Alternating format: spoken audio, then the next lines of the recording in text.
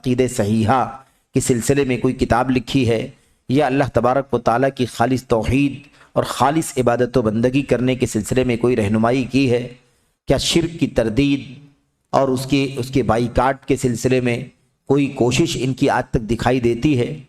کیا آج تک حسن البنا اور ان کی جماعت نے کوئی مزار، کوئی قبہ جس کی اللہ تبارک و تعالیٰ کو چھوڑ کر پرستش اور عبادت ہوتی ہو، کیا آج تک کسی قبے کو ڈھایا ہے؟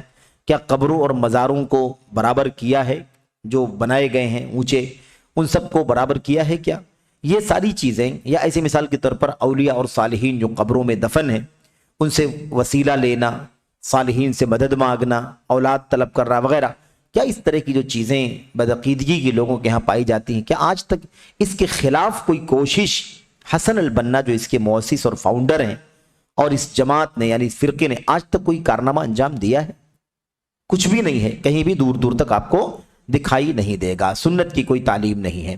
بہرحال اس کے بعد شیخ نے یہ بات وضاحت کی ہے کہ جب ہم حسن البنا جو الاخوان المسلمون کے فاؤنڈر اور بانی ہیں، اس فرقے کے، اس پارٹی کے، اس جماعت کے، جب ہم ان کی کتابوں کو پڑھتے ہیں، ان کی اپنی تحریروں کو پڑھتے ہیں، تو ہمیں ان کا عقیدہ معلوم پڑتا ہے، ان کا نظریہ معلوم پڑتا ہے، ان کی عبادت کا طریقہ کیا تھا وہ ہمیں معلوم پڑتا ہے، یہ کس راستے پر چلتے تھے، وہ ساری چیزیں کھل کر کے ہمارے سامنے آ جاتی ہیں۔ تو یہ عقیدہ توحید کی دعوت، شرک کی تردید، سنت کی دعوت، بدعت کی تردید وغیرہ، یہ تو ہے ہی نہیں دور دور تک، کہیں کوئی ایک بھی کارنامہ نہیں ہے۔ اس کے برخلاف ان کے عقیدے کیا ہیں وہ ہم پڑھ سکتے ہیں، دیکھ سکتے ہیں۔ یہاں تک ہم لوگوں نے اس سے پہلے پڑھا ہے۔ اب آئیے ذرا آگے کی باتیں دیکھتے ہیں۔ یہ شروع کے ایک دو اقوال تھے، ہم اسے دہرا لیتے ہیں۔ حسن البنا کہتے ہیں میں دمنہور جو یہ مصر کا ایک شہر ہے، دمنہور مصر کا ایک شہر ہے، اور اس کو دمنہور ایک نام تو اس کا مشہور نام یہی ہے، اس کے علاوہ اس کو مدینۃ النور وغیرہ بھی کہا جاتا ہے، نور کا شہر، یا مدینۃ النصر بھی کہا جاتا ہے، مدد کا شہر، اس طرح سے اس کے کئی ایک القاب ہیں۔ کہتے ہیں حسن البنا کہ میں دمنہور میں سلسلہ حصافیہ عبد الوہاب حصافی نام کے بزرگ تھے، ان بزرگ کے نام کا سلسلہ تھا، اور آگے بات آ رہی ہے کہ یہ سلسلہ، یہ جو عبد الوہاب حصافی ہیں، ان کا جو صوفیت کا سلسلہ تھا وہ شاذلی سلسلے سے جڑا ہوا ہے، اور شاذلیت کا جو سلسلہ ہے یہ پورے طور پر وہی عقیدہ جو ہم لوگوں نے چاروں سلسلے کے بارے میں پڑھا ہے نا، چشتی، قادری، نقشبندی، سہروردی، انہی سلسلوں کے عقائد اور نظریات شاذلی تصوف کے فرقے کے بھی ہیں، اور یہ عبد الوہاب حصافی بھی شاذلی فرقے سے ہی جڑے ہوئے ہیں، جیسا کہ آگے خود وہ بیان فرما رہے ہیں۔ تو ایک بات تو ہو گئی کہ میں دمنہور میں سلسلہ حصافیہ کے اخوان کے ساتھ، یعنی سلسلہ حصافیہ سے جڑے ہوئے لوگوں کے ساتھ، اس کے کہہ دیجئے کہ مریدوں کے ساتھ، اور مسجد التوبہ نام کی مسجد ہے دمنہور میں، اور وہاں پر ایسے ہی جمگھٹا ہوتا ہے صوفیوں کا، جیسے عام طور پر بہت سارے مزاروں یا مزاروں سے جڑے ہوئے کمروں میں، یا ایسے ہی بہت ساری خانقاہوں میں، درگاہوں کے پاس ہوتا ہے۔ تو مسجد التوبہ میں ہر رات حاضری کی پابندی کرتا رہا۔ مسجد التوبہ میں حاضری کی پابندی کی بات آپ دیکھیے کہ سلسلہ حصافیہ یعنی صوفیت کے سلسلے کے لوگوں کے ساتھ یہ جڑے رہے اور ان کے ساتھ میں رہے، اور مسجد التوبہ میں برابر ہر رات حاضری دیتے رہے۔ وہی صوفیت کا عقیدہ، وہی صوفیوں کا نظریہ جو پایا جاتا ہے، اسی نظریے، اسی عقیدے پر حسن البنا بھی چل رہے ہیں، جیسا کہ خود ان کی اپنی شہادت ہے، ان کی اپنی تحریر، انہوں نے اپنی کتاب میں لکھا ہے، مذکرات الدعوہ والداعیہ کے نام سے کتاب ہے ان کی، اس کے اندر یہ بات انہوں نے لکھی ہے۔ اس کے بعد اب شیخ کہتے ہیں، شیخ جمال، کیا یہ عقیدے کی صفائی کی دعوت ہے؟ آپ سوچیے، ایک آدمی جو خود صوفیت کے سلسلے سے جڑا ہوا ہو، صوفیوں کے مریدوں کے ساتھ رہتا ہو، اور مسجد توبہ میں ہر رات حاضری دیتا ہو، تو اس کا عقیدہ کہاں سے سنت کا عقیدہ ہو سکتا ہے؟ کہاں تو اس کا عقیدہ توحید کا عقیدہ ہو سکتا ہے؟ اس کے بعد اور دیکھیے آگے، پھر سید عبد الوہاب جو حصافی سلسلے کے مجیز ہیں، ہم نے عرض کیا کہ شاذلیہ جو تصوف کا سلسلہ ہے، ابو الحسن شاذلی نام ہے، اور یہ 7ویں صدی ہجری کے ہیں، یہ لوگ سب 7ویں صدی ہجری کے صوفی لوگ ہیں، بزرگ لوگ ہیں، इन लोगों के सिलसिले से जुड़े हुए हैं अब्दुल वहाब हौसाफी, बल्कि उसी सिलसिले के मुजीज हैं, यानी ज्यादा ऊंचे मकाम के बुजुर्ग हैं जो लोगों को इजाजत देते हैं और लोगों को अपना मुरीद बनाते हैं। समझ रहे हैं ना, ये माना है इसका। तो अब्दुल वहाब हौसाफी जो सिलसिले हौसाफी के मुजीज हैं वो तशरीफ लाए। तो अब्दुल वहाब हौसाफी तो मौजूद थे, लेकिन ये जिनकी बात चल रही है अबुल हसन शाजली की बात चल रही है ना, ये 7वीं सदी हिजरी के हैं। ठीक है, क्या कहते हैं, तशरीफ लाए, मैंने उनसे हौसाफिया शाजलिया सिलसिला हासिल किया। देखा आपने, तो हौसाफिया जो है वो शाजलिया सिलसिले का ही एक हिस्सा है। गोया कि अब्दुल वहाब हौसाफी भी शाजली हैं, शाजली हैं। अबुल हसन शाजली जैसा कि मैंने अर्ज किया कि 7वीं सदी हिजरी के 656 में इनकी वफात हुई है, 656 हिजरी में इनकी वफात हुई है अबुल हसन शाजली। और अकाइद वही चिश्ती, कादरी, नक्शबंदी, सहरवर्दी के जो अकाइद हम लोगों ने पढ़ा है ना इससे पहले जदीद मनाहिज के पिछले हलकों में, वही सारे अकाइद इनके भी हैं। सारे अकाइद मिलते जुलते हैं, बिल्कुल मिलते जुलते हैं, करीब करीब है। अच्छा, तो सिलसिले शाजलिया हौसाफिया हासिल किया, ये कौन सी चीज थी जो इन्होंने हासिल किया? इस सिलसिले को हासिल करने का दीन से क्या ताल्लुक? सिलसिला सूफियत का, तरीकत का, जिसको तरीकत कहते हैं, इन्होंने बांटा हुआ है दीन को शरीयत में और तरीकत में। खैर तसव्वुफ की का तो एक लंबा मौजू है, वो हम लोग किसी और मौके पर इंशाअल्लाह पढ़ेंगे। तसव्वुफ की हकीकत और उसकी किस्में और उसकी शक्लें और उनके अकायद, नज़रियात, कितने फ़िरक़े मशहूर हैं, और हमारे बर्रे सग़ीर हिंदुस्तान पाकिस्तान के जो बहुत सारे फ़िरक़े हैं, इन फ़िरक़ों का इन सूफ़ियों के सिलसिलों से कितना गहरा ताल्लुक़ है, ये सारी बातें खुद एक तफसीली मौजू है, इस पर उलमा ने काफ़ी लिखा है, काफ़ी बताया है। खैर यहाँ पर जो बात चल रही है वो ये है कि सिलसिला हौसाफिया शाज़िलिया, मैं कह रहा था कि शरीयत और तरीक़त के नाम से इन्होंने दो तकसीम कर रखी है। कहते हैं शरीयत जो है वो दीन के ज़ाहिरी चीज़ों का नाम है। शरीयत किस चीज़ का नाम है? कहते हैं दीन की ज़ाहिरी चीज़ों का नाम है, नमाज, रोज़ा, हज, जो आंखों के सामने दिखाई देने वाली चीज़ें। और तरीक़त जो है वो बातिनी चीज़ों का नाम है, जो पोशीदा है, जिनका ताल्लुक दिलों से है, रूह से है, अक्ल से है, ख्यालात से है, एहसास से है, जो चीज़ें ज़ाहिर से ताल्लुक नहीं रखती हैं। तो शरीयत ज़ाहिरी चीज़ है और शरीयत पर चलने वाले ज़ाहिर परस्त। तरीक़त बातिनी चीज़ है, रूहानी चीज़ है, उस पर चलने वाले हकीकत में असल दीन पर चलने वाले हैं। ये इनका नजरिया है। अब ये ज़ाहिर बातिन के नाम से दीन को दो हिस्सों में बांट दिया है, जबकि दीन का कोई ज़ाहिर नहीं है, कोई बातिन नहीं है। जो ज़ाहिर है वही बातिन है, जो बातिन है वही ज़ाहिर है। सब कुछ किताब व सुन्नत के अंदर खोल करके लिखा हुआ है, बताया हुआ है।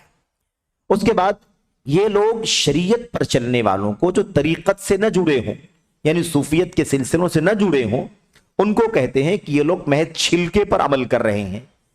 दीन को, शरीयत को ये किश्र कहते हैं, छिलका, और तरीक़त और सूफियत को ये लोग लुब्ब कहते हैं, यानी मगज। तो गोया कि जो तरीक़त में नहीं जानता है, तरीक़त से नहीं जुड़ता है, सूफियत में नहीं आता है, चिश्ती, कादरी, नक्शबंदी, सहरवर्दी, शाज़ली और वगैरह वगैरह इन चीज़ों से नहीं जुड़ता है और इनके अकायद और नज़रियात नहीं रखता है, वो गोया कि सिर्फ छिलके पर ज़िंदगी गुजार रहा है, असल मगज जो है वो उनको नहीं मिला है। इस तरह से ये लोग दुनिया को बावर कराते हैं कि असल जो दीन है वो अंदर का जो गूदा है उसका, वो तरीक़त के अंदर है, सूफियत के अंदर है। ये नमाज रोजे तो बहुत आम सी बात है, कोई भी पढ़ता है ना। इस तरह से ये लोग शरीयत की तौहीन भी करते हैं। फिर आएगी तौहीन क्या, बल्कि आपने बहुत सारी सूफियों के बारे में आप पढ़ेंगे कि वो कभी नमाज पढ़ने नहीं जाते थे, कभी अपनी कुटिया से, अपनी झुग्गी से निकलते नहीं थे, वो मस्जिदों में कभी नहीं जाते थे। और कहते, अगर कोई पूछे उनसे कि आपकी नमाज नहीं पढ़ी आपने, कहते मेरी नमाज दिल में होती है भैया, यहीं से बैठ करके मैं हरम मक्का में नमाज पढ़ता हूँ। फजर मेरी मक्का में होती है, ज़ोहर मेरी मस्जिद नबवी में होती है, असर मेरी बैतुल मक़दिस में होती है, वह मगरिब मेरी फला नमाज में होती है, फला मस्जिद में। इस तरह से इनका अकीदा है। तो बहरहाल शरीयत को ये लोग क्या समझते हैं? शरीयत महज एक छिलका है, और तरीक़त जो है वो क्या है? तसव्वुफ़ के सिलसिले, ये दरअसल लुब, मगज़ और उसका गूदा है। जिसके पास तरीक़त है वही असल में दीन पर चल रहा है। खैर, उसके बाद देखिए, कहते हैं और उन्होंने मुझे उसके औराद और वज़ाइफ बतलाए। अब इसका मतलब बहुत वाज़ेह है ना कि सूफियों की जो सिलसिले हैं, इन सिलसिलों के अपने वज़ाइफ हैं, दुआएं हैं, अज़कार हैं, उसको पढ़ना है 1000 मरतबा ये, 2000 मरतबा ये, 100 मरतबा ये, 99 मरतबा इतना ये, इतने इतने 100 मरतबा ये करो वो करो, सुबह शाम दोपहर ये वो, मुख्तलिफ टाइम औकात के साथ इनके अपने विर्द हैं, औराद हैं, वज़ाइफ हैं, जिसे ये लोग बाकायदा अपने अपने मुरीदों को सिखाते हैं जो इन सिलसिलों से जुड़ते हैं, और उन्हें इस बात का हुक्म देते हैं कि तुम्हें पाबंदी करनी होगी तब तुम इस सिलसिले में रहोगे। इसीलिए आप देखिए क्या कहा, मुजीज यानी इजाजत देने वाले। अब्दुल वहाब, सईद अब्दुल वहाब हुसाफी जो थे, हुसाफिया शाज़िलिया सिलसिले के मुजीज थे, यानी वो गोया कि लोगों को मुरीद बनाने, लोगों को इस सिलसिले से जोड़ने का काम उनके जिम्मे था। वो जिसको जोड़ेंगे वो जुड़ेगा, और जिसको जोड़ेंगे उससे सारे टर्म कंडीशन शराइत ज़वाबित, आपको ये करना होगा, आपको ये करना होगा, आपको ये करना होगा, ठीक है मंजूर है, हाँ मंजूर है, तो अब ये दुआएं हैं, चलो इसको याद करो और ये तुम्हें सुबह शाम पढ़। इस तरह से एक पूरा दीन बना रखा है इन्होंने। अब आप देखिए ये किसका अकीदा है, सब ये सारा का सारा अकीदा हसन अल बन्ना का है, जो इख्वानुल मुस्लिमून के फाउंडर और बानी हैं। तो अब ये सिलसिला हुसाफिया शाज़िलिया इन्होंने लिया, गोया कि ये सूफी हैं, सूफियत के सिलसिले के मुरीद हैं, मुजाज हैं। ऐसे ही सूफियत के औरात और वज़ाइफ इन्होंने सीखा और उसी को पढ़ते थे, वो है ना, ये सारी बातें उन्होंने खुद लिखी हैं। उसके बाद आगे कहते हैं उसी किताब के अंदर सफ़ा नंबर 28 पर अपनी, कहते हैं दमनहूर के अय्याम जज्बे तसव्वुफ में डूबने के अय्याम थे। आमतौर पर यह भी एक अजीब गरीब बात है कि इख्वानियों के बारे में मतलब हम तलबा या बहुत सारे मतलब उलमा भी जो बहुत ज़्यादा गहराई से नहीं जानते, जो बड़े उलमा है वो तो जानते ही हैं, लेकिन हम तलबा या और जो तलबा हैं या अवाम है मिसाल के तौर पर, वो समझते हैं कि इख्वानियों का मतलब सिर्फ इतना सा है कि भाई ये लोग, इनके यहाँ इमोशन है, इनके यहाँ तकफीर है, और इनके यहाँ हुक्मरानों के ख़िलाफ़ बगावत है, हुक्मरानों के ख़िलाफ़ उकसाना है, उनको भड़काना है, उनकी बुराइयाँ लोगों के सामने बढ़ा चढ़ा करके पेश करना है ताकि लोगों के दिल में अपने हाकिम के ख़िलाफ़ नफ़रत पैदा हो। ये आमतौर पर समझते हैं हम लोग कि यही है, जबकि आप अपनी आंखों से देख रहे हैं, पढ़ रहे हैं कि सरासर अकीदे का फसाद है। जिसके फाउंडर का ये हाल हो, आप बताइए कि उसकी पार्टी के या उसके फिरके के और दीगर लोगों का क्या हाल होगा। और ये भी बात इंशाअल्लाह तबारक व तआला कभी आएगी कि ऐसे बहुत सारे लोग हैं जिन्होंने पहले तो अच्छा देख करके, चमकता हुआ देख करके ये इख्वानुल मुस्लिमून जो फ़िरका है इससे उन्होंने अपने आप को वाबस्ता कर लिया, और फिर उसके बाद जब उनको पता चला कि यार इनके अकायद तो ऐसे हैं, तो बहुत जल्द बहरहाल उससे तौबा कर लिया, और तौबा करके अल्हम्दुलिल्लाह नजात पाने में कामयाब हो गए। तो ये इनका अकीदा है। तो जज्बे तसव्वुफ पे डूबने के अय्याम थे। अब बताइए आप कि यही नहीं कि वो सूफियत से जुड़े हुए थे, बाकायदा सूफियत में डूबे हुए थे, यानी पक्के सूफी आदमी थे। दमनहूर के अय्याम कहते हैं कि सूफियत के जज्बे में डूबने के अय्याम थे। चुनांचे ये ताबुद व तसव्वुफ में डूबने का दौर था। भाई इबादत तो करना है, लेकिन इबादत में डूबने का क्या मतलब होता है? इबादत करना है कि नहीं? वमा खलक़तुल जिन्न वल इंसा इल्ला लियअबुदून, है कि नहीं? हमें अल्लाह तबारक व तआला ने अपनी इबादत के लिए पैदा किया है, अपनी ही इबादत के लिए पैदा किया, तो इबादत तो करना है। और इबादत हम जानते हैं कलमे तौहीद पढ़ने के बाद तकरा दिल से, जबान से, और उसके बाद अमल से हमें नमाज, रोज़े, हज, ज़कात, सदक़ात, खैरात और सारी चीज़ें जो कुछ भी हैं शरीयत में इबादत की, वो चाहे फ़र्ज हो या नफल की हैसियत रखती हो, हमें इन सब पर अमल करना है। तो इबादत करना तो है, लेकिन इबादत में डूबने का क्या मतलब होता है? ताबुद और तसव्वुफ में डूबना, यही वो अकीदा है जिसको अभी हमने आपसे अर्ज किया कि इसी को तरीक़त कहा जाता है। तुम जाहिर में हो, अंदर जाओ, अंदर डूबो, यानी जो इनके नजरिए और अकायद हैं उनके एतबार से तुम चलोगे, तब जाकर के तुम इबादत में और तसव्वुफ में डूबोगे। तो गोया कि ये कहना चाहते हैं कि वो जो दमनहूर के अय्याम गुजरे हैं ना सूफियों के साथ, शाज़िली फिरका सिलसिला मिल गया, सिलसिला हुसाफी से बैअत हो गए, और इस तरह से उसके औरात पढ़ लिया, उसकी दुआएं सीख लिया, और वो सब सीखने के बाद जब करने लगे तब जाकर के समझ लो वो इबादत और तसव्वुफ में डूबे, वरना तो छिलके पर थे वो, वरना सिर्फ जाहिर परस्ती पर वो चल रहे थे। ये वो कहना चाहते हैं बड़ी सराहत के साथ। तो ये बहरहाल ताबुद और तसव्वुफ में डूबने की है। मुझे बताए कोई कि तसव्वुफ की कोई तसव्वुर اللہ کے نبی صلی اللہ علیہ وسلم کے زمانے میں تھا؟ آپ کی سنت میں تصوف کا کوئی تصور ہے جو ان کے نظریات ہیں؟ کیا صحابہ کرام و تابعین طب تابعین جو خیر القرون کا جو دور ہے، جو ہمارا آئیڈیل دور ہے، کیا اس پورے دور میں تصوف کا یہ عقیدہ، یہ نظریہ موجود تھا؟ کس میں ڈوب رہے تھے؟ کیوں ڈوب رہے تھے؟ اس کا کیا تعلق ہے دین سے؟ اس کا دین سے کیا تعلق؟ یہ مکمل طور پر ایک دھرم اور ایک پورا سسٹم بنا لیا گیا۔ صوفیت آپ سمجھ لیں کہ بالکل شریعت اسلامیہ کے مقابلے میں ایک مستقل ایک پورا دین، ایک دھرم بنا لیا گیا۔ اس کے اپنے ٹرم ہے، کنڈیشن ہے، مقام ہے، درجہ ہے نا، اور اس کے اپنے اوراد ہیں، وظائف ہیں، پڑھنا ہے، سیکھنا ہے نا، وظیفہ کرنا، یہ ساری چیزیں ان کے ہاں موجود ہیں۔ یہی سب سے خطرناک مسئلہ ہے۔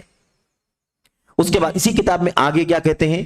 اب یہاں دیکھیے، کہتے ہیں ہم زیادہ تر جمعے کے دن جنہیں ہمیں دمنہور میں گزارنے کا اتفاق ہوتا تھا، دمنہور سے قریب ترین کسی ولی کی زیارت کا سفر طے کرتے تھے۔ آپ بتائیے کہ کون سا عقیدہ ہے؟ سفر صرف 3 مسجدوں کا کیا جا سکتا ہے نا، بس کسی چوتھی مسجد کا نہیں کر سکتے، تو کسی ولی کی قبر کی زیارت کرنے کے لیے سفر کیسے کر سکتے ہیں آپ بتائیے؟ ایک آدمی یہاں سے یا بر صغیر میں کہیں سے یا کسی بھی ملک سے، قریب سے، دور سے، یورپ سے، عرب سے، کہیں سے بھی، یا خود سعودی عرب کے اندر کوئی رہنے والا ہو، چاہے وہاں کا مواطن ہو یعنی وہاں کا پراپر ہو، یا باہر سے رہنے والا کوئی مقیم ہو، اگر وہ مدینہ طیبہ کا سفر اس نیت سے کرتا ہو کہ قبر نبوی کی زیارت کرنے جا رہا ہوں، تو اس کا یہ سفر حرام ہوگا۔ نبی صلی اللہ علیہ وسلم کی قبر کی زیارت کرنے کی نیت سے مدینے کا سفر کرنا درست نہیں ہے۔ مسجد نبوی کی زیارت کرنے کے لیے ہمیں مدینے کا سفر کرنا ہے۔ یہ ہمارا کیوں؟ اس لیے کہ لا تشد الرحال الا الى 3 مساجد، 3 مسجدوں کے علاوہ کہیں کا سفر نہیں کیا جا سکتا۔ لا تعمل المطاع الا الى 3 مساجد، سواریاں نہیں تیار کی جا سکتی ہیں سوائے 3 مسجدوں کی طرف سفر کرنے کے لیے۔ تو مسجد کوئی چوتھی نہیں ہے جس کے لیے آدمی سفر کرے کہ وہاں جا کر کے نماز پڑھیں گے۔ تو آپ بتائیے کہ کسی ولی کی قبر، نبی کی قبر کی زیارت کرنے کے لیے مدینے کا سفر نہیں کیا جا سکتا، اس نیت سے کہ مدینہ اس لیے جا رہے ہیں کہ نبی کی قبر کی زیارت کریں گے، بقیع کی زیارت کریں گے، اس لیے مدینہ جائیں، جائز نہیں ہے۔ مدینہ جانا ہے تو مسجد نبوی کی زیارت کے لیے جانا ہے، 1000 کا درجہ ثواب کا حاصل کرنے کے لیے جانا ایک نماز کے بدلے میں۔ اور جب مدینہ پہنچ گئے ہیں تو اب مدینہ پہنچنے کے بعد یہ چیزیں مشروع ہو جاتی ہیں کہ آپ آئے ہیں تو آپ نبی کی قبر کی زیارت کر کے دعا پڑھ لیں، بقیع چلے جائیں وہاں پر دعا پڑھ لیں، ہے نا، اور ایسے ہی مثال کے طور پر شہداء احد کے پاس چلے جائیں، وہاں جا کر کے دعا پڑھ لیں قبر کی زیارت کی۔ یہ اصل میں طریقہ ہے سنت کا۔ اب ان کو دیکھیے، دمنہور سے قریب ترین کسی ولی کی زیارت کا سفر طے کرتے تھے، یعنی طے کرو کہ کس ولی کی قبر پر جانا ہے۔ کیوں بھائی؟ ولیوں کی قبروں کی زیارت کرنے کے لیے سفر کرنا کون سی سنت کے اندر ہے؟ کس اسلام کے اندر ہے؟ اس کی کیا دلیل ہے قرآن و سنت کے اندر؟ الاخوان المسلمون کہا ہے، مسلمانوں کا سورس قرآن، مسلمانوں کا سورس نبی کی سنت، سلف کا راستہ، سلف کی سیرت ہے۔ بھلا بتائے کوئی کہ کسی ولی کی قبر کی زیارت کے لیے سفر کسی صحابی نے کیا ہو، نبی نے کوئی طریقہ بتلایا ہو؟ میرے بھائیوں، کسی نے اگر نادانی میں کوئی کام کیا تو صحابہ نے ٹوکا اور ڈانٹا، تنبیہ کیا اور کہا کہ تم چلے گئے، تمہیں نہیں پتا تھا، اگر تمہارے جانے سے پہلے مجھے پتا چلتا کہ تم جا رہے ہو تو تم ہرگز نہیں جاتے وہاں۔ سمجھ رہے؟ تو یہ ہے۔ اب آپ دیکھیے، یہ ہے ان کا عقیدہ کہ ولیوں کی قبروں کی زیارت کرنے کے لیے باقاعدہ یہ سفر طے کرتے تھے۔ ایسے عقیدے والے ہیں یہ اخوان المسلمون کے فاؤنڈر حسن البنا کا عقیدہ ہے، خود بیان کرتے ہیں، کوئی اور روایت نہیں ہے بیچ میں، براہ راست یہ لکھتے ہیں کہ ہم دمنہور سے قریب ترین کسی ولی کی زیارت کا سفر طے کرتے تھے۔ کسی زندہ ولی کو سمجھیں یا کسی مردہ کو سمجھیں، ہے نا، بہرحال کسی کی زیارت کے لیے سفر طے کرنا یہ اسلام کے اندر نہیں ہے، اس کی کوئی بھی گنجائش اللہ تعالیٰ کے دین میں نہیں ہے۔ اس کے بعد دیکھیے، چنانچہ ہم کبھی کبھی دسوقی کی زیارت کرتے تھے۔ دسوقی مشہور صوفی بزرگ جن کو ولی کہتے ہیں لوگ، یہ بھی 7ویں صدی ہجری کے ہیں، 7ویں صدی ہجری کے بزرگ ہیں۔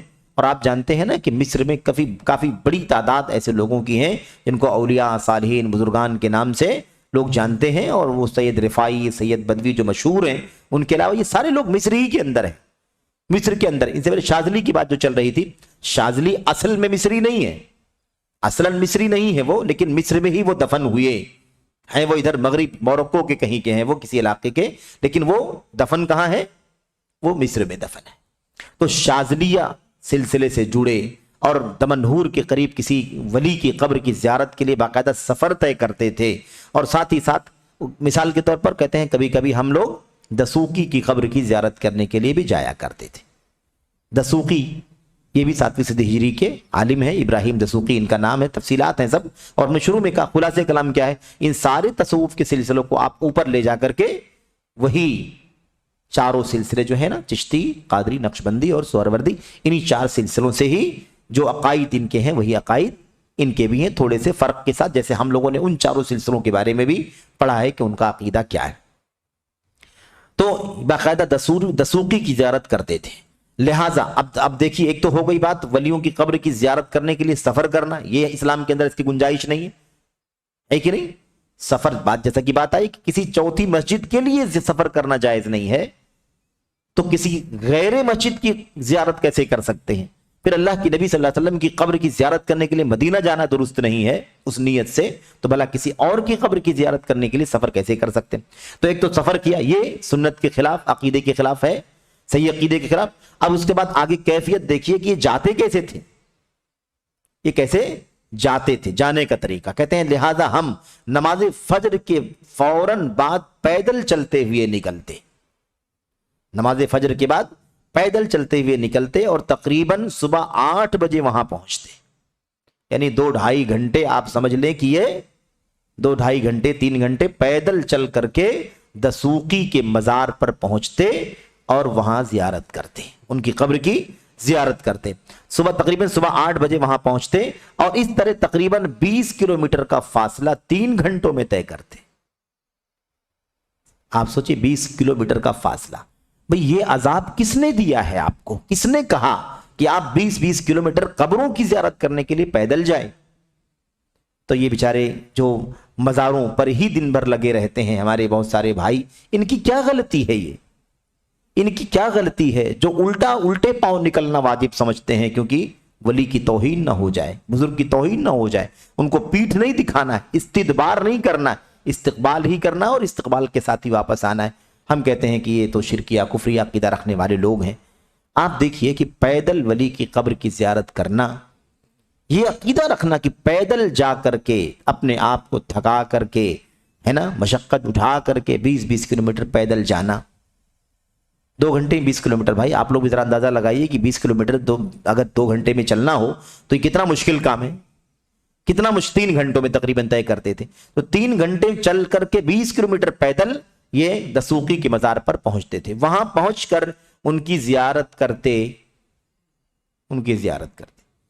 اب آپ مجھے بتاؤ میرے بھائیوں کہ یہ کون سا اللہ تبارک و تعالیٰ کی کتاب کا، نبی کی سنت کا، صحابہ کی سیرت کا کون سا عقیدہ ہے؟ یہ کیا اس عقیدے کی کوئی گنجائش دین کے اندر ہے؟ تو یہ فاسد عقائد خود حسن البنا نے اپنی کتاب میں لکھا ہے، اپنے حالات لکھے ہیں، ہمارا طریقہ کیا ہوتا تھا، ہم کیا کیا کرتے تھے، یہ ساری باتیں خود انہوں نے مذکرات الدعوہ والداعیہ میں لکھا ہے۔ جمعے کی نماز ادا کرتے اور آرام کرتے، پھر اسی راستے سے دمنہور واپس لوٹ آتے۔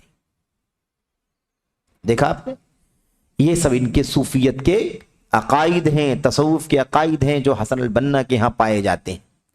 کہتے ہیں کیا انہوں نے، یہ شیخ جمال کہتے ہیں، کیا انہوں نے نبی کریم صلی اللہ علیہ وسلم کا یہ فرمان نہیں سنا؟ لا تشد الرحال الا الى 3 مساجد، المسجد الحرام ومسجد الرسول صلی اللہ علیہ وسلم ومسجد الاقصی۔ کیا انہیں یہ حدیث نہیں معلوم ہے کہ اللہ کے نبی نے فرمایا کہ کجاوے نہیں کسے جا سکتے، یعنی سامان ومان لے کے سواری پر سوار نہیں ہوا جا سکتا سوائے 3 مسجدوں کے لیے، مسجد حرام، مسجد نبوی اور مسجد اقصی، یہی 3 چیزیں۔ تو یہ لوگ، آپ دیکھیے اس سے پہلے اس کا بھی نام آیا ہے نا، مسجد توبہ کا بھی نام آیا ہے۔ مسجد توبہ کیوں جایا کرتے تھے پلان کر کے؟ کیا مسجد توبہ جانا باقاعدہ پلان کر کے، نیت کر کے کہ مسجد توبہ، ہم نے شروع میں عرض کیا کہ مسجد توبہ वहां की दमनहूर की मशहूर मस्जिदों में से है, और वहां बाकायदा सूफियों का, बुजुर्गों का और जो इस अकीदे के लोग हैं उनका जमघटा हुआ करता है। जैसे मरकज होता है ना, ऐसे ही वो मरकज है, वहां वो बाकायदा जाया करते थे। तो यहां भी आप देखिए कि बाकायदा ये कब्रों का, वल औलिया की कब्रों का की जियारत करते थे पैदल चल करके, और ऐसे ही वहां पर ही जाया करते थे।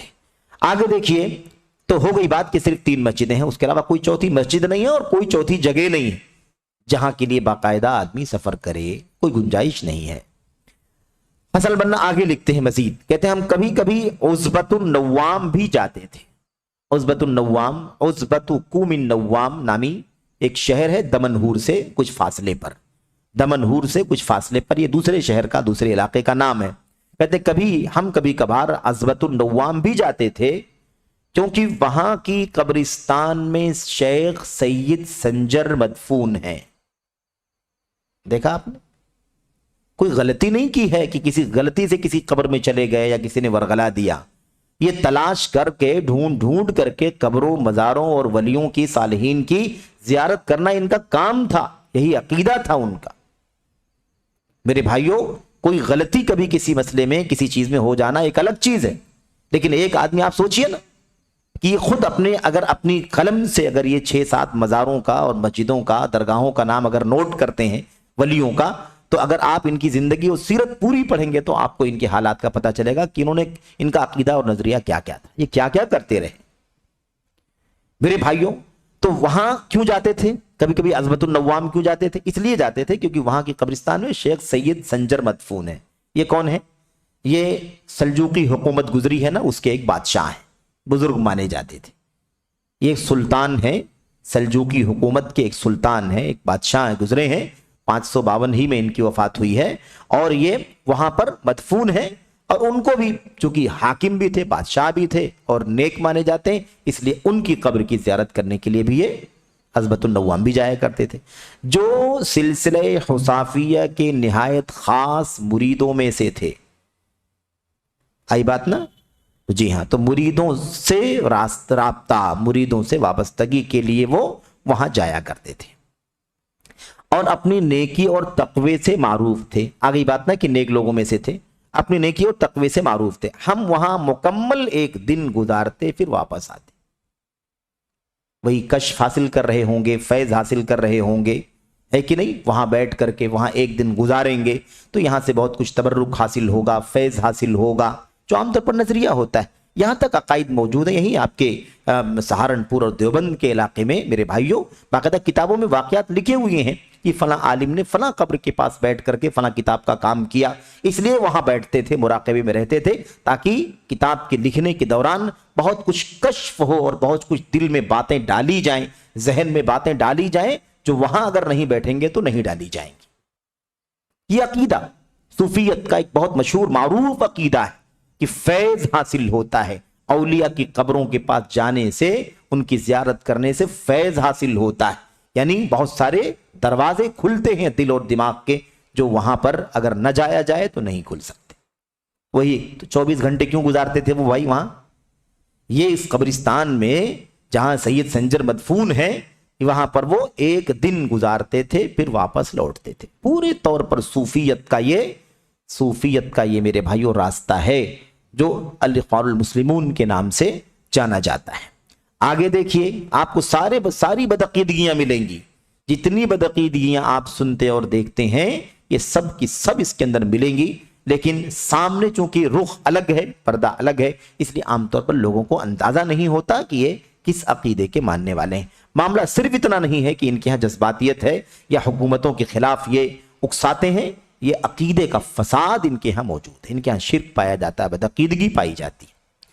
देखिए मजीद आगे फरमाते हैं, मुझे याद है कि हमारा मामूल था, हसन बन्ना खुद लिखते हैं, कभी 1-2 बार की बात नहीं है, हमारा मामूल था, मुझे याद है कि हमारा मामूल था कि हम मिलादे रसूल सल्लल्लाहु अलैहि वसल्लम की याद में हर शब हाजिरी के बाद यकुम रबीउल अव्वल से 12 रबीउल अव्वल तक रोजाना काफिले में निकलते थे, और काफिले ही में रहते हुए हम मुकम्मल खुशी और भरपूर मसरत में मारूफ कसीदे यानी कव्वाली गाया करते थे। ہاں تو جلوس عید میلاد النبی صرف اور صرف بر صغیر کا ہی نہیں ہے، حسن البنا نے بھی جلوس عید میلاد النبی میں معمول کے ساتھ شرکت کی ہے، اور بڑے فخر سے بیان کرتے ہیں مجھے یاد ہے کہ یہ شرف ہمیں ملا ہے۔ دیکھا آپ نے یہ عقائد حسن بنا کی عقائد، عام طور پر ہم لوگ نہیں جانتے کہ ان کے عقائد کیا ہیں، یہ ان کی کتابوں کے اندر لکھی ہوئی۔ تو ہم میلاد رسول کی یاد میں ہر شب حاضری کے بعد 1 تاریخ سے لے کر 12 ربیع الاول تک یہ پورا 12 دن، اب اپنے یہاں بھی سب ہوتا رہتا ہے، 10 دن 12 دن سارے جلسے ہوتے ہیں، اور سیرت اور یہ اور بہت ساری چیزیں لوگ کرتے ہیں۔ تو روزانہ قافلے میں نکلتے تھے، یعنی وہی جس کو ہم جلوس کہتے ہیں، قافلے میں نکلتے تھے، یعنی جلوس، قافلہ ہی پورا گروپ چلتا رہتا ہے، اسی کو ہم اپنی زبان میں یہاں ہم لوگ جلوس کہتے ہیں۔ قافلے میں رہتے ہوئے ہم مکمل خوشی اور بھرپور مسرت میں قصیدے یعنی نظمیں پڑھتے تھے، جس کو ہم لوگ اپنی زبان میں قوالی کہتے ہیں۔ اب آپ آگے دیکھیں کہ جو پڑھتے تھے، وہ جو اشعار پڑھتے تھے قوالی کے، ان میں کیا رہتا تھا، وہ عقیدے کے کس طرح سے خلاف ہیں، کس طرح سے شرکیہ بدعقیدگی والے وہ اشعار ہیں۔ ایک شعر اس پورے قصیدے میں سے یہاں پر نوٹ کیا گیا ہے، ایک شعر اس قصیدے میں سے یہاں پر نوٹ ہے۔ هذا الحبیب مع الاحباب قد حضر وسامح الكل فيما قد مضى وجرى، یہ ایک شعر ہے، اس میں کیا ہے؟ هذا الحبیب مع الاحباب قد حضر، یہ محبوب، یہ پیارا اپنے احباب کے ساتھ، چاہنے والوں کے ساتھ حاضر ہوا، یہ محبوب اپنے چاہنے والوں کے ساتھ حاضر ہوا، وسامح الکل، اور سب کو اس نے معاف کر دیا، فیما قد مضى وجرى، ان تمام گناہوں کے حوالے سے جو گزر چکے تھے اور ہو چکے تھے۔ دیکھا آپ نے، یہ محبوب اپنے چاہنے والوں کے ساتھ حاضر ہوا اور تمام لوگوں کے پچھلے تمام گناہوں کو معاف کر دیا۔ یہ کون حبیب ہے، کون محبوب ہے؟ یہ حبیب اور محبوب نبی کریم صلی اللہ علیہ وسلم ہے، اور احباب سے مراد آپ کے چند خاص ساتھی صحابہ۔ تو یہ عقیدہ ہے کہ نبی کریم صلی اللہ علیہ وسلم اور آپ کے کچھ ساتھی اپنے احباب، آپ اپنے چند احباب کے ساتھ آئے، کس میں؟ اسے میلاد کے ٹائم پڑھتے تھے نا، یہ 1 تاریخ سے 10 تاریخ تک ہم اسی قافلے میں چل کر کے خوشی اور مسرت سے جھوم جھوم کر جو قصیدہ پڑھتے تھے قوالی، اس کے اندر یہ شعر بھی ہوتا تھا کہ نبی کریم صلی اللہ علیہ وسلم اپنے احباب کے ساتھ، اپنے خاص ساتھیوں کے ساتھ آئے، اور جتنے لوگ بھی آپ کی امت کے گنہگار ہیں، ماضی میں جتنے بھی گناہ کیے ہیں، ان سارے گناہوں کو معاف کر دیا۔ نبی کریم صلی اللہ علیہ وسلم کے بارے میں جو عقیدہ لوگوں کا ہے نا، لوگ کھڑکیوں پر جھنڈیاں لگاتے ہیں، کچھ لوگ کمکمے لگاتے ہیں، اور کہتے ہیں کہ اس سے نبی کریم صلی اللہ علیہ وسلم کو معلوم پڑے گا کہ یہ نبی کریم صلی اللہ علیہ وسلم کے سے محبت کرنے والوں کے گھر ہیں، گستاخوں کے گھر نہیں ہیں، بلکہ محبت کرنے والوں کے گھر ہیں۔ آپ اسی لیے ان گھروں کی زیارت کریں گے، آپ آئیں گے۔ تو یہ عقیدہ، یہ حسن البنا نے بھی آپ دیکھیے لکھا ہے کہ ہم لوگ اپنے اشعار میں یہ بڑی خوشی سے پڑھتے تھے۔ تو کیا نبی کریم صلی اللہ علیہ وسلم انسانی کیا نام ہے شکل صورت میں اور حقیقی زندگی کے ساتھ کیا موجود ہیں؟ آپ کی وفات نہیں ہوئی ہے، آپ آئے ہیں، آتے ہیں، تو کیسے آتے ہیں؟ پھر آپ کے احباب بھی ساتھ میں ہیں، تو کیا ان لوگوں کی موت نہیں ہوئی ہے؟ کیا ابوبکر صدیق زندہ ہیں ابھی بھی؟ کیا عمر فاروق، عثمان غنی، علی بن ابی طالب سب زندہ ہیں؟ ان کی وفات ہوئی کہ نہیں ہوئی؟ کیسے کہا؟ حضرہ، حاضر، جیسا کہ ان کا عقیدہ ہے کہ مجلس میلاد میں، محفل میلاد میں باقاعدہ نبی کریم صلی اللہ علیہ وسلم بنفس نفیس شریک ہوتے ہیں۔ بنفس نفیس یعنی خود اپنی ذات کے ساتھ زندہ، مطلب شکل صورت میں آپ شریک ہوتے ہیں۔ وہی عقیدہ حسن البنا کا بھی ہے۔ تو بہرحال سوچنے کی بات یہ ہے کہ ہم باتیں کرتے ہیں ہے نا قبر پرستوں اور اس طرح کی بدعقیدگی رکھنے والوں کے سلسلے میں، ہم یہاں پر دیکھیں کہ یہ عقیدہ صرف کسی ایک طبقے کا نہیں ہے، بلکہ یہ ان لوگوں کا عقیدہ۔ اب یہاں پر وہ بات بالکل کھل کر کے سامنے آ جاتی ہے کہ جب اس عقیدے کے لوگ ہیں، یہ ان کا عقیدہ ہے، یہ ان کی سوچ ہے، یہ ان کی فکر ہے، یہ ان کا عمل ہے، یہ ان کا کردار ہے، تو آپ بتائیے کہ کیا بھلا یہ توحید خالص کی دعوت دے سکتے ہیں کبھی؟ توحید خالص کی توقع کرنا، توحید خالص پر کسی کتاب کی توقع کرنا، توحید خالص کی کسی دعوت کی توقع کرنا، شرک کی تردید کی توقع کرنا تو فضول ہے۔ ان سے کیسے امید رکھ سکتے ہیں کہ یہ شرک کی تردید کریں گے جو شرک میں ڈوبے ہوئے ہوں، تصوف کے اندر پورے طور پر ڈوبے ہوئے ہوں؟ سلسلہ حصافیہ، سلسلہ شاذلیہ، دسوقی، سید سنجر ہے نا، ان سارے لوگوں سے جڑے ہوئے، محفل میلاد باقاعدہ منانا، 12 دن تک مزاروں کو پیدل چل کر کے جانا، 20 کلومیٹر پیدل سفر کرنا، یہ ان کے عقیدے ہیں۔ تو بھلا کہاں سے یہ کتاب؟ کبھی ہمیں توحید کی کوئی کتاب لکھ کر کے دے سکتے ہیں؟ امت کی کبھی کوئی عقیدے توحید کے سلسلے میں صحیح رہنمائی کیسے کر سکتے ہیں؟ تو یہ بہت حتمی بات ہے کہ اس طرح کی چیز اسی لیے نہیں ہے ان کے یہاں کیونکہ ان کا عقیدہ ہی نہیں، ان کا عقیدہ ہی نہیں ہے یہ۔ اچھا آگے دیکھیے اگلے صفحے پر کہتے ہیں اور کتاب مجموع اور رسائل حسن البنا، یعنی حسن البنا نے جو بہت سارے رسائل کتابیں کئی ایک لکھے ہیں نا، ان سب کو اکٹھا کر کے شائع کیا گیا ہے، یعنی مجموعہ۔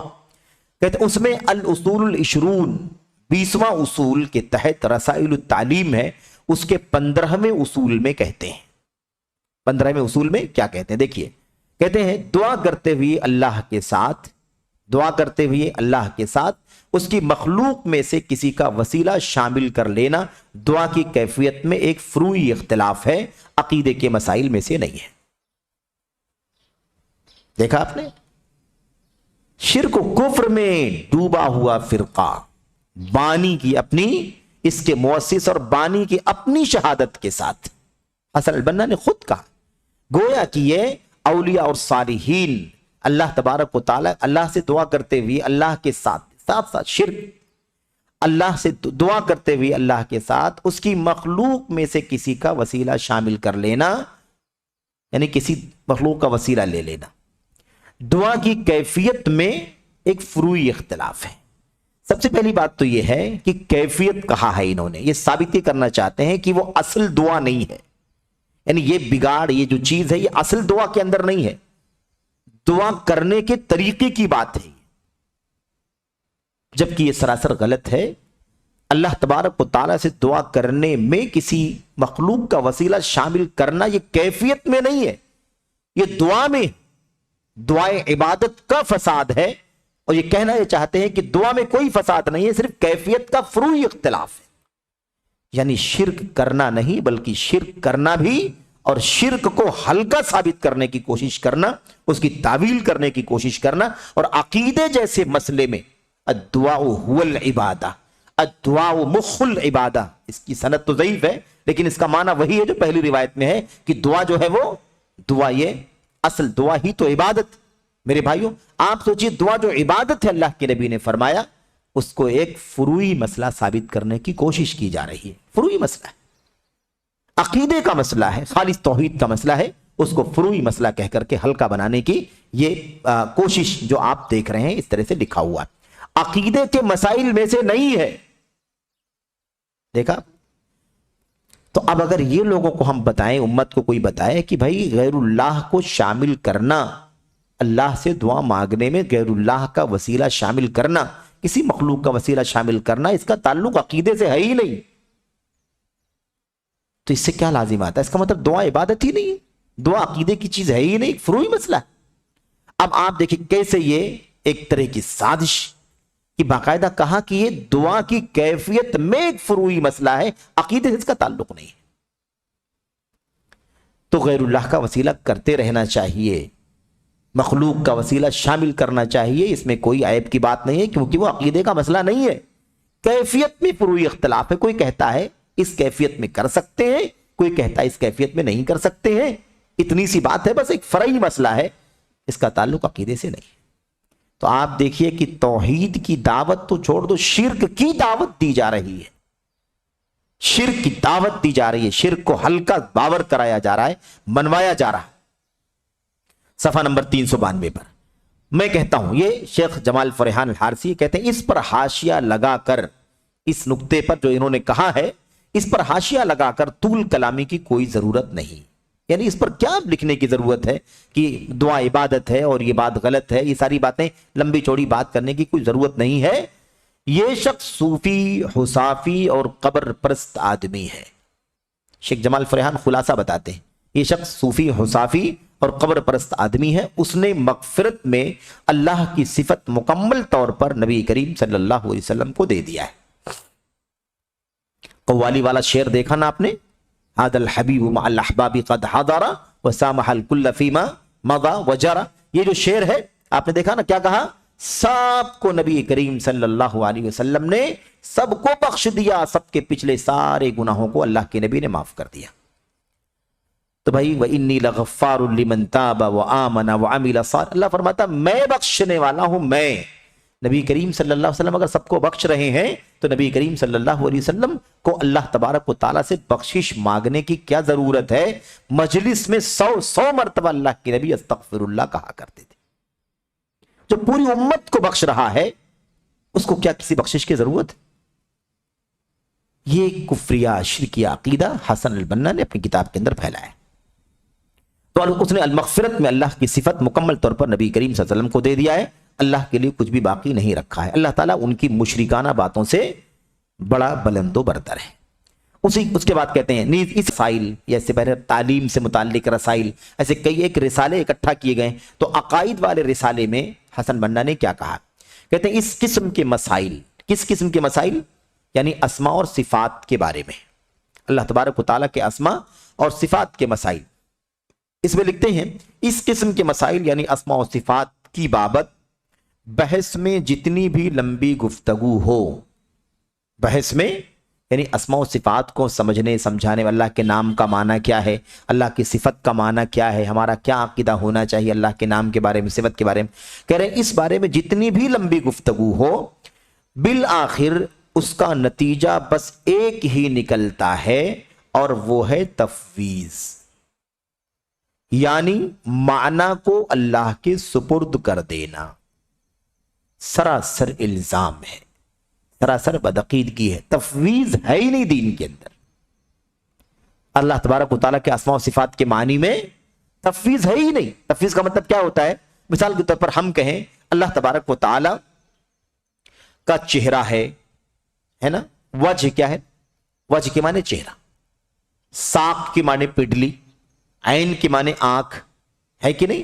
ید کا مطلب ہاتھ، یہ سارے اللہ تبارک و تعالیٰ کے ذاتی صفات ہیں، ذاتی یعنی اللہ کی ذات سے جڑی ہوئی صفتیں، فعل والی عمل والی صفتیں نہیں، بلکہ یہ ذات والی صفتیں۔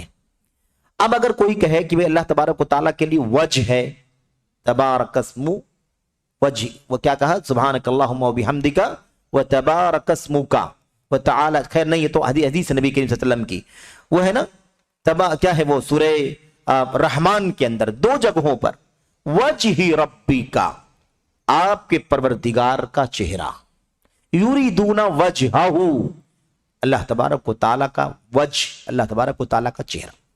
میں نے اپنے دونوں ید سے آدم علیہ السلام کو پیدا کیا، ہے نا، اپنی دونوں ید سے، دونوں ہاتھوں سے، لیکن کیا کہتے ہیں؟ وہ کہتے ہیں ید مانتے ہیں، عین جس کو ہم آنکھ کہتے ہیں آنکھ، عین مانتے ہیں، وجہ مانتے ہیں، لیکن وجہ کا معنی کیا ہے اللہ جانتا ہے۔ ید کا معنی ہاتھ ہے ہم جانتے ہیں، لیکن وہ کہتے ہیں ید کا معنی ہم ہاتھ نہیں ثابت کریں گے، ہم کہیں ید کا معنی کیا ہوتا ہے وہ اللہ تبارک و تعالیٰ کے حوالے۔ عین، اللہ تعالیٰ نے فرمایا کہ میرے پاس عین ہے، کیونکہ جیسا کہ فرمایا نا وَلِتُصْنَعَ عَلَىٰ عَيْنِي، موسیٰ علیہ السلام کے واقعے میں، تاکہ تمہاری پرورش ہو میری نگاہوں کے سامنے۔ تو کہتے ہیں عین ہم مانتے ہیں، لیکن عین کا معنی نہیں ثابت کریں گے، اللہ تعالیٰ کے حوالے کریں گے۔ تو یہ دراصل اسی کا انکار کرنے کی ایک شکل ہے، ایک الگ نام سے، جس کو تفویض کہتے ہیں، یعنی اللہ کے حوالے کر دینا، سپرد کرتے ہیں۔ معنی کیا ہے؟ معنی اللہ جانتا ہے۔ ید معنی کیا ہے؟ معنی نہیں بتائیں گے، معنی ہم زبان سے نہیں بولیں گے، معنی ہم ثابت نہیں کریں گے، بلکہ اللہ تبارک و تعالیٰ کے حوالے کر دیں گے۔ تو سوچنے کی بات یہ ہے کہ اللہ تبارک و تعالیٰ نے قرآن کریم کو عربی زبان میں اتارا ہے کہ نہیں اتارا ہے؟ تو بھئی سارے الفاظ کے معنی ہم جب عربی زبان کے جانتے ہیں، اسی میں ید کا معنی بھی جانتے ہیں، وجہ کا معنی بھی جانتے ہیں، عین کا معنی بھی جانتے ہیں۔ ید معنی ہاتھ کے ہوتے ہیں، وجہ معنی چہرے کے ہوتے ہیں، عین کے معنی آنکھ کے ہوتے ہیں، ساق کے معنی پڈلی کے ہوتے ہیں، رجل کے معنی پیر کے ہوتے ہیں۔ ہم یہ جب معنی جانتے تو معنی کیوں نہیں ثابت کرنا چاہتے؟ ہمیں صرف کیفیت ثابت نہیں کرنی ہے بس، اللہ تعالیٰ کا ہاتھ ہے، بالکل اللہ تعالیٰ کا ہاتھ ہے، کیسے ہے وہ ہمیں نہیں معلوم، لیکن یہ معنی ہی نہیں ثابت کرتے ہیں، کہتے ہیں ہمیں ید کا معنی بتانا ہی نہیں ہے، ید کا معنی اللہ تبارک و تعالیٰ جانتا ہے۔ تو پھر اللہ نے فرمایا کہ میں نے آدم کو اپنے دونوں ید سے پیدا کیا، بولے ہم ایسے ہی کہیں گے، ہم نے اللہ تبارک و تعالیٰ نے اپنے دونوں ید سے پیدا کیا۔ ید کا معنی کیا ہے؟ اللہ جانتا ہے۔ تو گویا کہ ید کے معنی کا انکار، وجہ کے معنی کا انکار، ساق کے معنی کا انکار، رجل کے معنی کا انکار، ایسے ہی سارے جو اللہ تبارک و تعالیٰ کے ذاتی اوصاف ہیں، کمالات، ان سب کا وہ انکار کرتے ہیں۔ اچھا، کسی بھی شخصیت کو اللہ تعالیٰ کے لیے سب سے اعلیٰ مثال ہے، ہم اللہ تعالیٰ کے لیے بندوں کی مثال نہیں دے سکتے، سمجھنے کے لیے اپنی مثال کو سمجھیں۔ اگر صفتیں ہمارے اندر جو پائی جاتی ہیں، ان صفتوں کا انکار کر دیا جائے تو آپ بتائیے کہ پھر ہماری ذات کا کوئی اعتبار باقی بچے گا؟ آپ دیکھنے والے ہیں، آپ سننے والے ہیں، آپ چلنے والے، آپ بولنے والے، آپ لکھنے والے ہیں، آپ پڑھنے والے ہیں، وغیرہ وغیرہ، لیکن آپ کو ان ساری صفات کا انکار کر دیا جائے، یہ کہا جائے پڑھنے والے ہم نہیں ثابت کریں گے پڑھنے والے، ہے نا؟ آپ دیکھنے والے ہم نہیں ثابت کریں گے کہ آپ دیکھنے والے، آپ بولنے والے ہم نہیں ثابت۔ آپ بتائیے کہ جب صفات سے باہر کر دیا جائے گا تو وہ آدمی آدم ہو جائے گا کہ نہیں ہو جائے گا، نل ہو جائے گا کہ نہیں ہو جائے گا؟ تو ذات سے صفات کو پورے طور پر چاہے انکار کر دیا جائے، چاہے ان صفات کے معانی کو تفویض کہہ کر کے اس کو ثابت نہ کیا جائے، دونوں صورتوں میں انکار لازم آتا ہے، کیونکہ جب لفظ کا معنی ہی ثابت نہیں کریں گے تو وہ صفت ہی ثابت نہیں ہوگی جو اللہ تبارک و تعالیٰ کی صفت ہے۔ تو عربی زبان میں جب ہے وہ تو ہم کیوں نہیں ثابت کریں گے اسے؟ عرب کے لوگ ید کا معنی جانتے کہ نہیں جانتے، آنکھ کا عین کا معنی جانتے کہ نہیں جانتے، وجہ کا معنی جانتے کہ نہیں جانتے؟ بلسان عربی مبین، قرآن کریم کو اللہ تبارک و تعالیٰ نے واضح عربی زبان میں اتارا ہے اور عرب کے لوگ سمجھتے ہیں، اس لیے کیسے یہ کہا جائے؟ تو بہرحال اب آپ نے دیکھا کہ مفوضہ، تفویض کرنے والا، یعنی الفاظ کے معنی کو ثابت نہ کرنے والا جو فرقہ ہے وہ اسی فرقے کے یہ بھی ہیں کہ نہیں؟ اور یہ مطلب آپ دیکھیے زیادتی اور جرت، کہتے ہیں کہ اسماء و صفات کے بارے میں جتنی بھی لمبی گفتگو ہو سب کا خلاصہ وہی ہے جس کو تفویض کہا جاتا ہے۔ عجیب بات، ہماری امت اسی لیے کہتے ہیں نا کہ ان کا سلف کے منہج سے کوئی لینا دینا نہیں ہے، کیونکہ تفویض بھئی اللہ تعالیٰ کے ان ذاتی صفات کے الفاظ کے معنی صحابہ نے ثابت کیے کہ نہیں کیے، اللہ کے نبی نے ثابت کیے کہ نہیں، صحابہ نے ثابت کیے کہ نہیں، تابعین نے ثابت کیا کہ نہیں، تبع تابعین نے، ائمہ نے، محدثین نے ثابت کیا کہ نہیں کیا؟ یہ تو بدعتی فرقوں کا طریقہ ہے جس راستے پر یہ چل رہے ہیں۔ انہوں نے بھی کہا کہ ساری کوشش کر ڈالو اسماء و صفات کے معاملے میں، لیکن خلاصہ یہی نکلے گا تفویض، یعنی اس کا معنی نہیں ثابت کرنا ہے۔ یہ آپ کی عقل ہو سکتی ہے، آپ کی اپنی سوچ ہو سکتی ہے، اس کا اللہ تعالیٰ کے نبی، اللہ کے کلام، نبی صلی اللہ علیہ وسلم کی سنت، صحابہ اور تابعین، تبع تابعین، خیر القرون کی سیرت سے اس کا کوئی تعلق نہیں ہے۔ تفویض کا عقیدہ ان کے ہاں نہیں پایا جاتا تھا۔ اچھا، تو مذہب السلف والخلف فی الاسماء و صفات کے عنوان کے تحت یہ بات ختم ہوئی۔ اب آپ ایک چیز دیکھیں، یہ اتنے سارے اقوال جو انہوں نے ان کی اپنی کتابوں سے نوٹ کیے تاکہ یہ بات سمجھ میں آ جائے، آگے بھی باتیں آئیں گی انشاءاللہ۔ اب آگے کہتے ہیں، میں کہتا ہوں، یہ شیخ جمال بن فرحان الحارثی کہتے ہیں، میں کہتا ہوں مجھے شیخ الاسلام ابن تیمیہ رحمۃ اللہ علیہ کی ایک بڑی عمدہ سلفی بات ملی، یعنی ایک بڑی اچھی بات جو انہوں نے سلفی منہج کے مطابق لوگوں تک پہنچائی ہے، وہ یہ ملی ہے، کہتے ہیں جس میں شیخ رحمہ اللہ تفویض کرنے والوں کی حالت زار بیان کر رہے ہیں۔ تفویض سمجھ گئے نا، معنی ثابت نہیں کرنا، معنی اللہ کے حوالے کرنا۔ تو تفویض کرنے والوں کی حالت کیا ہوتی ہے اس کے بارے میں علامہ ابن تیمیہ رحمۃ اللہ علیہ نے بڑی اہم بات کہی ہے۔ تو تفویض کرنے والوں کی حالت زار بیان کر رہے ہیں جو صفات کے معنی کا علم اللہ کے سپرد کرتے ہیں کہ یہ بدعتیوں کے بدترین گروہوں میں سے ہیں۔ کیا کہتے ہیں ابن تیمیہ رحمۃ اللہ علیہ کہ یہ بدعتیوں کے بدترین گروہوں میں سے ہیں۔ چنانچہ کتاب درء تعارض العقل والنقل ہے نا، حوالہ لکھا ہوا ہے، جلد 1 صفحہ 201 سے 205 تک، 16ویں وجہ کے تحت ابن تیمیہ رحمۃ اللہ علیہ فرماتے ہیں جو لوگ تفویض کرتے ہیں، اللہ کے اسماء و صفات کے معنی کو ثابت نہیں کرتے بلکہ اس کو اللہ کے حوالے کہہ کر کے آگے بڑھ جاتے ہیں، ان کے بارے میں کیا فرماتے ہیں اپنی کتاب کے اندر؟ رہا مسئلہ تفویض کا تو یہ معلوم ہے کہ اللہ تعالیٰ نے قرآن کریم میں تدبر کا حکم دیا ہے، تدبر مطلب غور و فکر کرنے کا. قرآن کریم میں تدبر کرنے کا حکم دیا ہے اور ہمیں اسے سمجھنے بوجھنے پر ابھارا ہے. اللہ نے فرمایا نا افلا تعقلون افلا تذکرون، ہے کہ نہیں؟ سمجھتے نہیں ہو، غور نہیں کرتے ہو. اچھا، تو اللہ تعالیٰ نے اسے سمجھنے بوجھنے پر ہمیں ابھارا ہے. تو بھلا اس کے باوجود یہ کیسے جائز ہو سکتا ہے کہ ہم سے اس کے فہم، معرفت اور سمجھنے بوجھنے سے اعراض کرنا مراد ہو؟ بات سمجھ میں آئی کہ نہیں آئی؟ کہ اگر یہ لوگ تفویض کرتے ہیں، یعنی الفاظ کے معانی کو نہیں ثابت کرتے ہیں بلکہ اللہ کے حوالے بول کر کے چھوڑ دیتے ہیں، تو کہتے ہیں یہ کیسے ممکن ہے، یہ بات کیسے صحیح ہو سکتی ہے؟ اللہ تعالیٰ نے قرآن میں غور کرنے کا حکم دیا ہے، سمجھنے بوجھنے پر ابھارا ہے.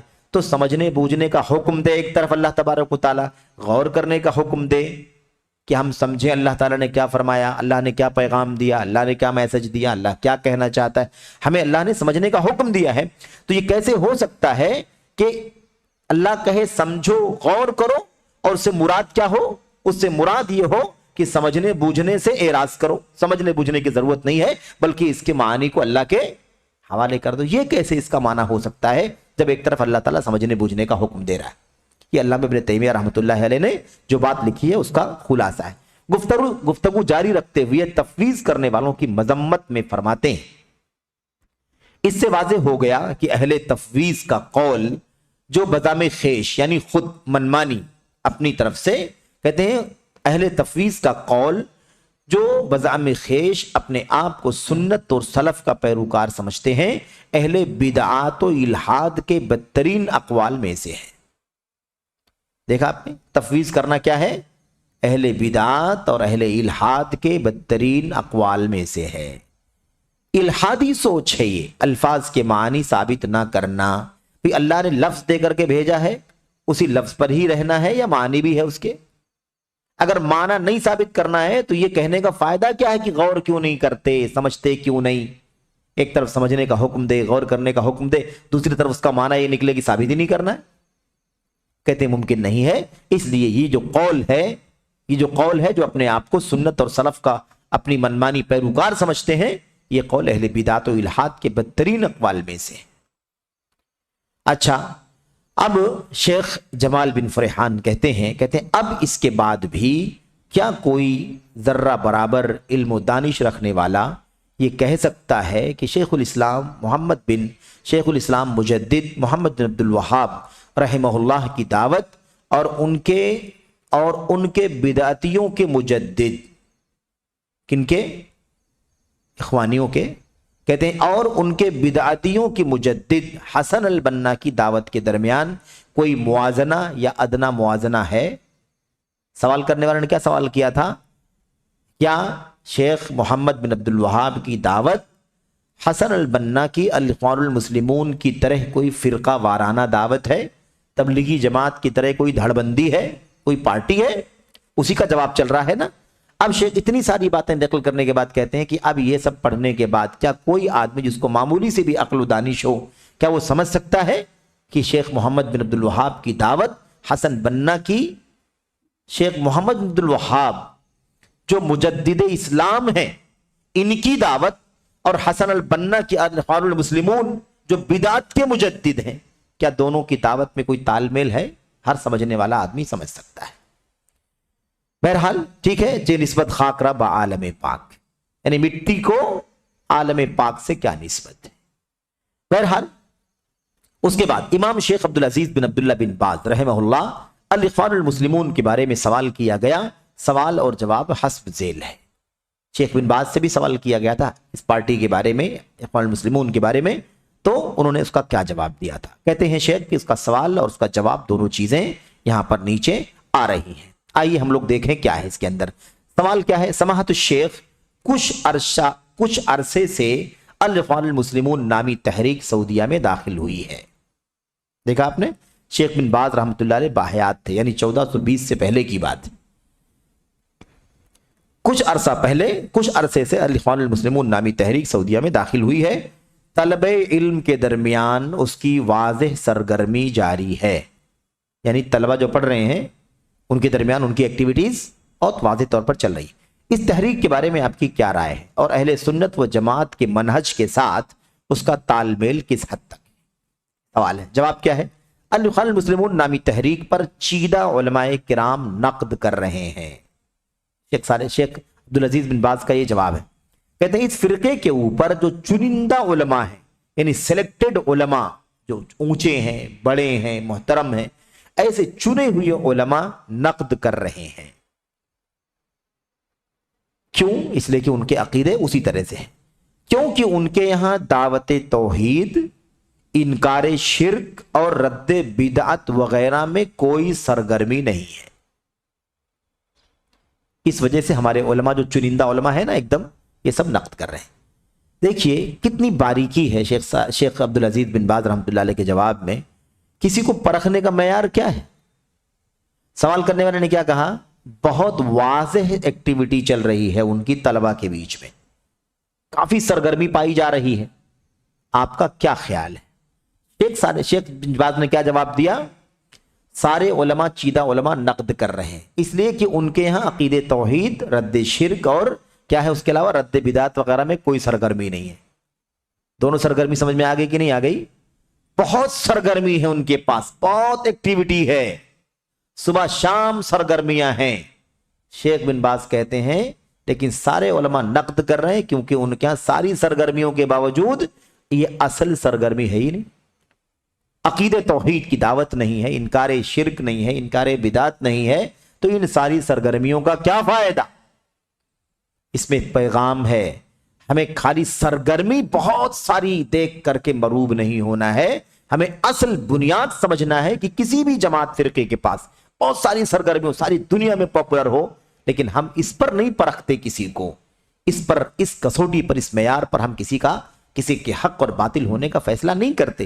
ہمارے یہاں حق و باطل کا فیصلہ وہی ہے، وہی معیار ہے جو کتاب و سنت کا، سلف امت کا معیار ہے، کہ ہم یہ دیکھتے ہیں کہ وہ پارٹی، وہ جماعت، وہ فرقہ، اس کا فاؤنڈر اور اس کے جو سلیکٹڈ لوگ ہیں، یہ لوگ کتنی توحید خالص کی ان کے ہاں دعوت ہے، کتنا ان کے ہاں انکار شرک پایا جاتا ہے، کتنا ان کے ہاں خالص سنت صحیحہ کی دعوت ہے، کتنا ان کے ہاں رد بدعت پایا جاتا ہے، یہ ہمارے ہاں معیار ہے۔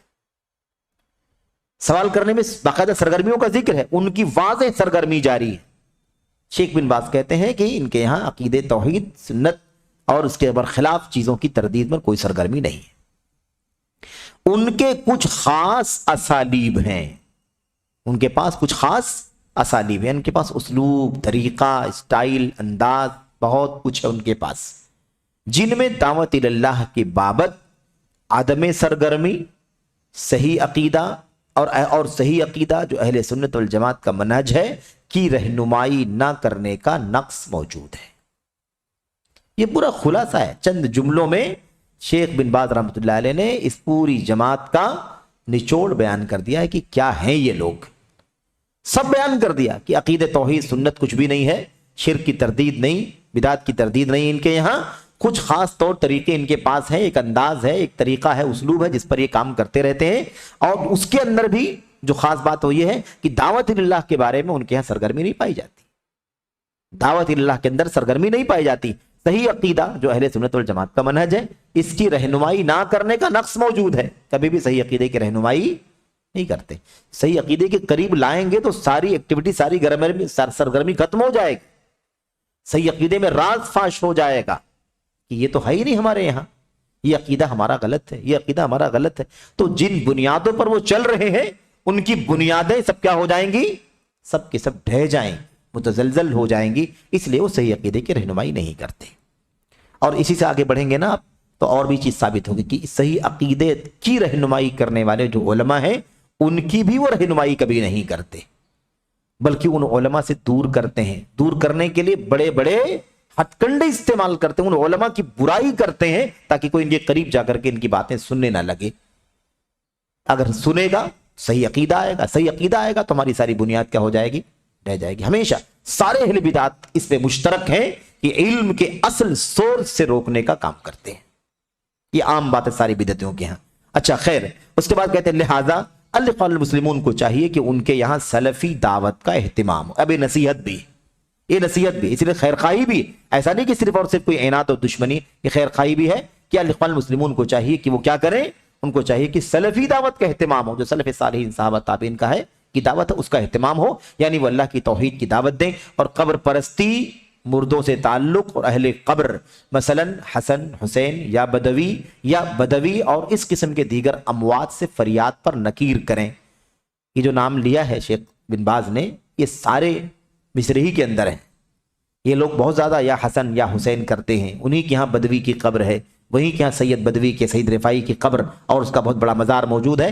اس لیے کہتے ہیں کہ قبر پرستی، مردوں سے تعلق اور اہل قبر مثلا حسن حسین یا بدوی اور اس قسم کے دیگر اموات سے فریاد پر نکیر کریں۔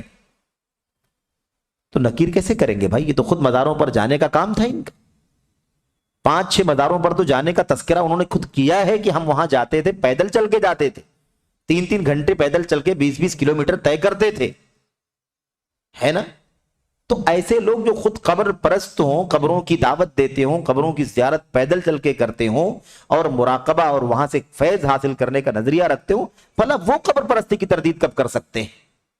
بھلا وہ کب شرک کی تردید کر سکتے ہیں؟ بھلا کب یا حسین سید کیا حضرت حسن، حضرت حسین یا بدوی اور رفاعی کی قبروں پر جانے اور فریاد کرنے پر نکیر وہ کیسے کر سکتے ہیں جن کا وہی عقیدہ، وہی نظریہ ہو؟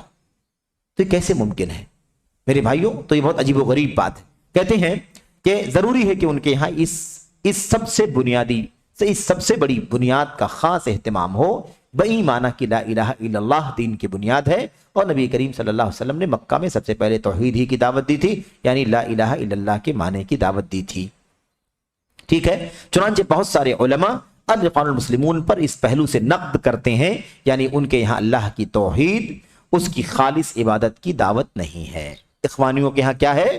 اخوانیوں کے ہاں اللہ کی توحید اور اس کی خالص عبادت کی دعوت نہیں ہے، اور یہ صرف دعویٰ نہیں ہے، ساری ہم نے پہلے بھی کہا تھا، ان کی ساری کتابیں چیک کر لو، ان کے تقریریں چیک کر لو، ان کے دروس چیک کر لو، ان کی ویب سائٹیں چیک کر لو، آپ سب کچھ جتنے بھی سورس سب آپ جائزہ لے لیں، آپ کو کہیں بھی دور دور تک خالص توحید کی دعوت، رد شرک، خالص سنت کی دعوت اور رد بدعت کا کہیں دور دور تک اتا پتہ نہیں ملے گا۔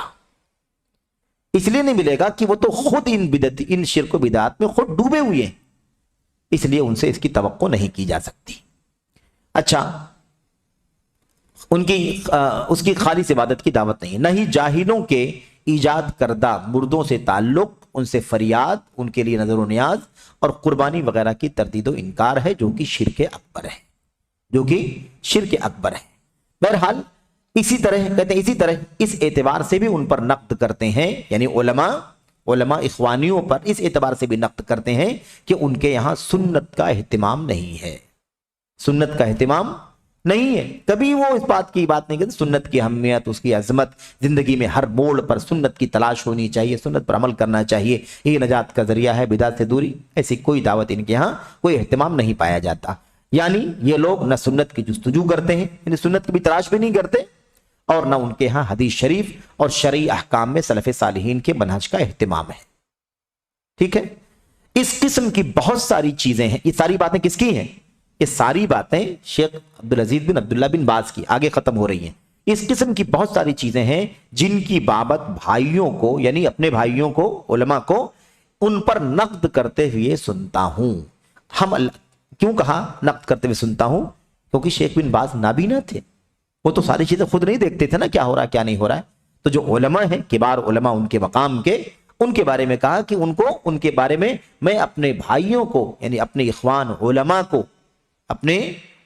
کو ان لوگوں پر نقد کرتے ہوئے ان سارے پہلوؤں پر سنتا ہوں، اور یہ ساری چیزیں ان کے یہاں پائی جاتی ہیں۔ ہم اللہ سے دعا گو ہیں کہ انہیں توفیق عطا فرمائے۔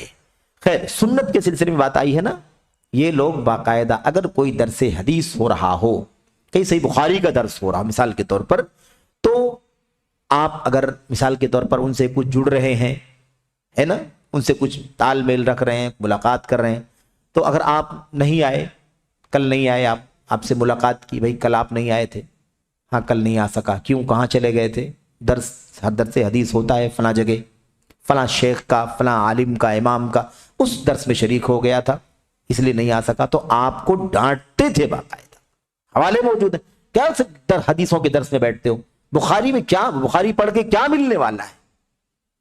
بخاری میں کیا رکھا ہے جو تم اس کے درس میں جا کر کے بیٹھتے ہو؟ یہاں تک ان کی کتابوں کے اندر یہ باتیں لکھی ہوئی ہیں، بڑی صراحت کے ساتھ یہ ساری چیزیں موجود ہیں۔ صوبائی جمعیت سے ایک چھوٹا سا رسالہ بھی شیخ استاد دکتور ہشام علی شیخ کا چھپا ہوا ہے، الاخوان المسلمون اور اس کی خفیہ تنظیموں سے انتباہ، منہج حق کی وضاحت اور الاخوان المسلمون، فرقہ الاخوان المسلمون اور اس کی خفیہ تنظیموں سے آگاہی، اس عنوان سے ایک پتلا سا رسالہ ہے 60-70 صفحے کا۔ اس میں بہت اختصار کے ساتھ اس فرقے کی جو بھی ہے نا گمراہیاں ہیں، انحرافات ہیں، اسے چند پوائنٹ میں بیان کر دیا گیا کہ وہ کیا کرتے ہیں، ان کا کیا نظریہ ہے۔ بہرحال تو یہ چند باتیں تھیں۔ اللہ سے دعا کرتے ہیں کہ اللہ تبارک و تعالی ہمیں اور آپ کو اس فرقے کی حقیقت کو سمجھنے کی توفیق عطا فرمائے، آمین رب العالمین۔ وصلی اللہ وسلم وبارک علی نبینا محمد وعلی آلہ وصحبہ اجمعین۔ السلام علیکم۔